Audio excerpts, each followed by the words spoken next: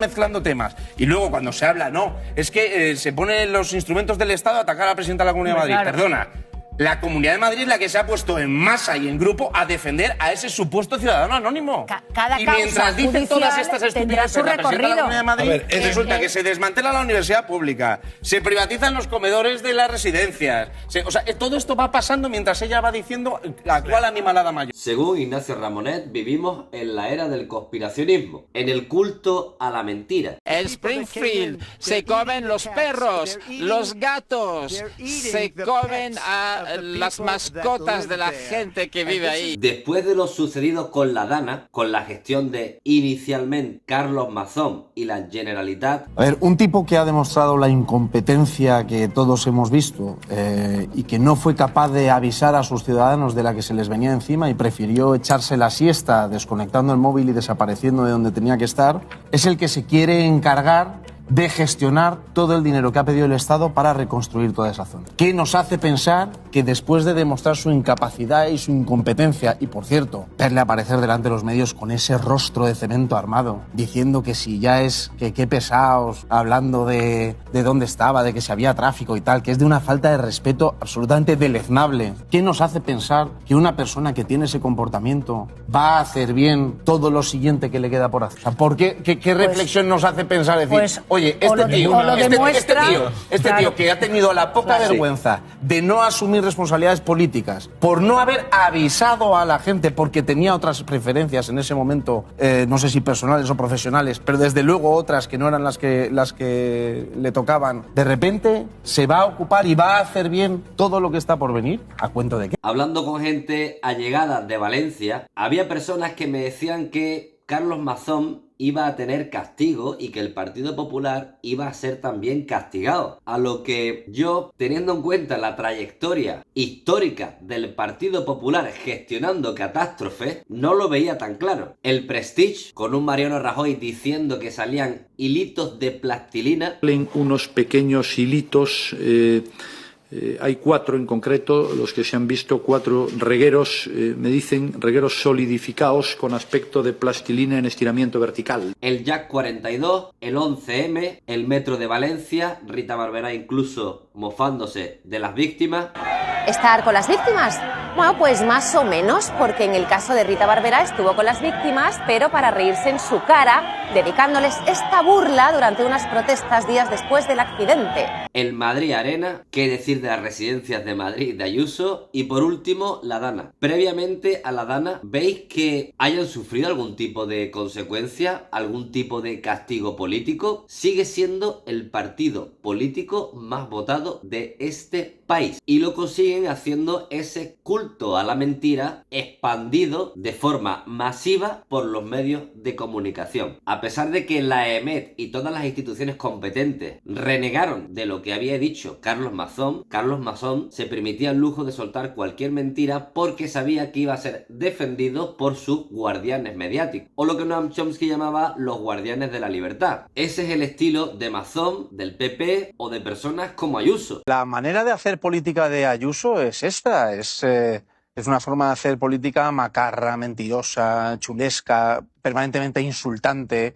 Si lo grave es que le funciona. Bueno, no solo le funciona en Madrid, sino que está funcionando en muchos lugares del mundo. No hay nada más que ver a Trump, a Milei, a Bolsonaro en su momento, al propio Boris Johnson. O sea, este tipo de política funciona. A Ayuso, curiosamente, le funciona. Sí es verdad que normalmente cuanto más ruido hace, con todas las estupideces que suele decir de seguido, implica que por otro lado está haciendo o dejando de hacer cosas que suelen ser bastante peligrosas. En este caso podemos hablar de la educación pública en las universidades de Madrid o incluso de la privatización de los comedores en las residencias. Ayuso, M. Rajoy, Carlos Mazón, etcétera, etcétera, están ahí gracias a todos estos medios de comunicación que permiten su estatus político. ¿Es la gente tan estúpida como para votar a una persona que eliminó la Unidad Valenciana de Emergencia y dedicó ese dinero a la tauromaquia? ¿Es la sociedad tan estúpida como para votar a una persona que dejó morir en la residencia de ancianos durante la pandemia a a más de 7.000 personas. Es la sociedad tan estúpida como para creer que solucionar el cambio climático implica poner una maceta en el balcón. Es la sociedad tan estúpida como para no entender que después de lo que ha pasado con la Dana hay que actuar de forma inmediata y urgente para prever futuras danas y catástrofes climáticas. No, la gente no es estúpida, pero cuando tenemos constantemente mensajes antipolíticas, del ejemplo Aldama o la pareja de Ayuso, se tiran los trastos los unos a los otros, cuando no se esclarecen las responsabilidades políticas, por ejemplo, con respecto a la Dana, o cuando se machaca constantemente a partidos políticos que realmente sí quieren hacer cambios estructurales, lo que tienes es un ascenso de postura fascista. Aquí lo explica estupendamente Alberto San Juan. Yo creo que el ascenso de la extrema derecha es consecuencia de un problema previo que se llama capitalismo, y en el cual los partidos que se dicen de izquierdas hace tiempo ya que se plegó al capitalismo. Y una lástima es que la socialdemocracia llegó al gobierno cuando había empezado el fin de la socialdemocracia en Europa. Aquí no dio tiempo a crear un estado del bienestar sólido cuando ya empezó a recortarse. Entonces yo creo que el problema es el problema es no cumplir la Constitución, el problema es que el acceso a los derechos básicos para la vida no sea universal y real y suficiente, que no haya acceso a la vivienda, a una alimentación suficiente, a un tiempo de ocio y de vacaciones suficiente, a una información independiente, a una salud y una escuela públicas suficientes. Entonces, frente a esa insuficiencia de acceso a los derechos básicos, hace poco más de una década hubo una movilización popular muy amplia de signo democrático, que fue el 15M.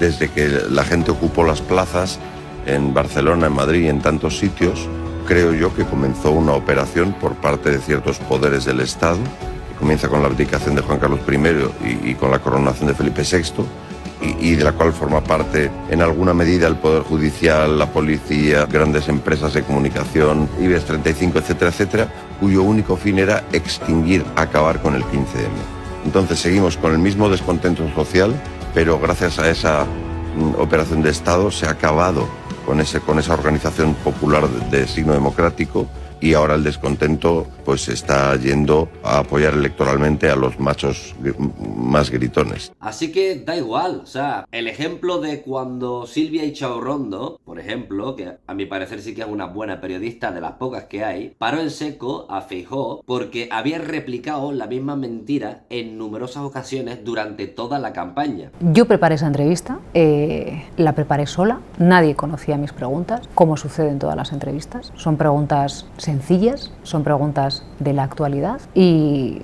bueno, simplemente nosotros cuando entrevistamos a alguien lo que pensamos es en conocerlo más, ¿no? en acercarnos un poquito más a ese perfil de entrevistado. Hay gente que me ha dicho que cree que eso cambió las cosas. Yo no lo sé. Yo hice una entrevista. Pero cuando medios supuestamente progresistas son los que atacan en aquel momento Podemos, que era aquella representación institucional de lo que supuso el 15M, por lo menos puedes responder a una pregunta. ¿Cómo es posible que el Partido Popular y el PSOE, posiblemente los dos partidos que peor han gestionado esta sociedad, además de ser los dos más corruptos con diferencia al resto, siguen siendo los más votados? ¿Cómo es posible, viendo el caso de la Dana o viendo el caso de las residencias de ancianos, que Ayuso y Carlos Mazón sigan teniendo popularidad? Pues lo consiguen porque esos medios de comunicación al servicio de los intereses de una élite económica muy pequeña dan la vuelta a la tortilla gracias al nivel de influencia que tienen en la opinión pública. Las intervenciones que puede tener Silvia o Gonzalo Miró o gente de Canal Red en algunos medios de comunicación son intervenciones puntuales, pero los mensajes que se lanzan 24 horas desde esos medios de comunicación, los marcos de reflexión político que se establecen en estos medios de comunicación son marcos de reflexión claramente conservadores, claramente hechos para que no pienses más allá allá de por qué, por ejemplo, hay desahucio. ¿Quiénes son los mayores acaparadores de vivienda? ¿Cómo es posible que una de las presentadoras más vistas de este país sea una especuladora? Ana Rosa Quintana no es una periodista cualquiera, es una de las jefas de una de las principales productoras de televisión de este país. Tiene 44 pisos turísticos. A lo mejor que la gente sepa que Ana Rosa Quintana es propietaria de 44 pisos turísticos y que usa la vivienda para especular y no para vivir, nos da buena cuenta de por qué en sus programas se habla mucho del riesgo de la ocupación, cuando en realidad el problema de la vivienda en España tiene que ver con que los alquileres son imposibles y que los buitres y los especuladores están acaparando ilícitamente la vivienda. ¿Qué relación tiene Juan Roch, Florentino Pérez o las multinacionales más ricas de este país con este bipartidismo? Pues cuando entendamos eso, cuando entendamos que hay una estructura judicial, policial, política y económica que colabora entre ellas para mantener a la clase trabajadora no solo sometida al trabajo, sino también sometida culturalmente y psicológicamente. Porque cuando a ti te meten un marco, cuando tú te preguntas, por ejemplo, que quiénes son los ocupas o qué pasó con la ley solo sí es sí, cuando tú reflexionas en base a lo que te están diciendo los medios de comunicación, esa reflexión ya parte de una premisa reaccionaria, porque hay muchos intereses detrás para que tú reflexiones, para que partidos como Podemos no lleguen al poder, para que ciertos sindicatos no tengan popularidad, para que ciertas ideas no lleguen a la opinión pública. ¿Para qué? Para proteger a ese bipartidismo y para proteger a esa élite económica que está detrás de ese régimen del 78. Y para ello, para combatir, para tener más acceso a esa opinión pública, necesitamos poder mediático. Así que aquí sí que puedes colaborar y puedes hacerlo de distintas formas. Dejando vuestro like, dejando por supuesto vuestro comentario, muy importante, compartiendo, o si queréis ir un paso más allá, podéis apoyarnos en canalred.televisión. Nos vemos en la próxima.